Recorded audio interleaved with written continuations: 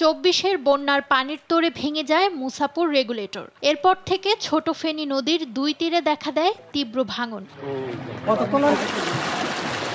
প্রতিদিন জোয়ারের পানি ঢুকছে লোকালয়ে। সোনাগাজী উপজেলার প্রায় 27 কিলোমিটার এলাকা রয়েছে চরম ঝুঁকিতে। একের পর এক ঘরবাড়ি, কৃষিজমি, শিক্ষা প্রতিষ্ঠান, মসজিদ, মাদ্রাসা, রাস্তাঘাট, হাট বাজার বিলীন হচ্ছে নদীগর্ভে।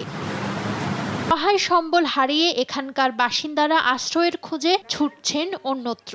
বলছেন সরকারি বরাদ্দ থাকলেও তা পাননি কখনো। আমরা ঘর নদী ভেঙে নিছে গো, আমরা বহুত কষ্টে আছি, দুঃখে আছি। এই বাড়িঘর চলে গেলে যে কোথাও আমরা দাঁড়াবো, আমাদের সেই ব্যবস্থা নাই। তবে জেলা প্রশাসন বলছে ক্ষতিগ্রস্ত মানুষের তালিকা করে তাদের পুনর্বাসনের উদ্যোগ নেওয়া হয়েছে। তালিকা করা হচ্ছে, যাচাই বাছাই করা হচ্ছে। সেই প্রেক্ষিতে ক্ষতিগ্রস্ত ব্যক্তিদের পুনর্বাসন এবং অন্যান্য যে আর্থিক সহায়তা বা সেই লক্ষ্যে কার্যক্রম গ্রহণ করা হবে। এদিকে ভাঙন রোধে পানি উন্নয়ন বোর্ডের প্রস্তাবনায় 13 কিলোমিটার নদী সংরক্ষণের জন্য 155 কোটি টাকা সহায়তা প্রস্তাবনা পাশ হয়েছে, যা শিগগিরই বাস্তবায়ন করা হবে বলে জানান পানি উন্নয়ন বোর্ডের নির্বাহী প্রকৌশলী। 13 কিলোমিটার নদীতে সংরক্ষণের জন্য 155 কোটি টাকা প্রস্তাবনা রয়েছে। স্থায়ী ভাঙন রোধে দ্রুত মুসাপুর রেগুলেটর পুনর্নির্মাণের দাবি স্থানীয়দের।